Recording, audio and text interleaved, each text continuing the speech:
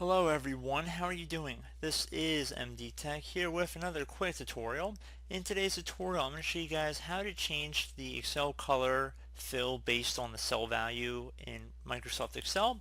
So this should hopefully be a pretty straightforward tutorial, and without further ado, let's jump right into it. So this is going to be pretty useful depending on what you're looking to achieve. So I'm going to just make a brief video about it today showing you guys how to do it. So you first want to select whatever area you want to be included in the search.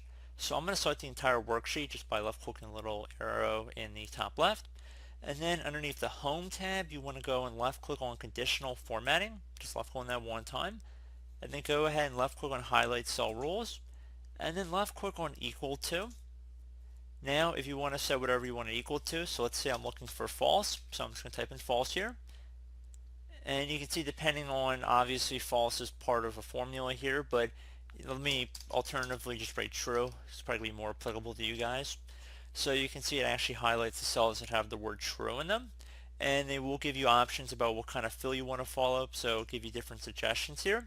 You can also go ahead and left click on Custom Format, which will launch a new pop-up dialog window where you can select custom colors, go underneath more colors, so you can really play around with it however you want. But once you're done with that, just left click on OK, and then I'm going to left click on OK one more time, and you can see it has highlighted those cells that I wanted it to.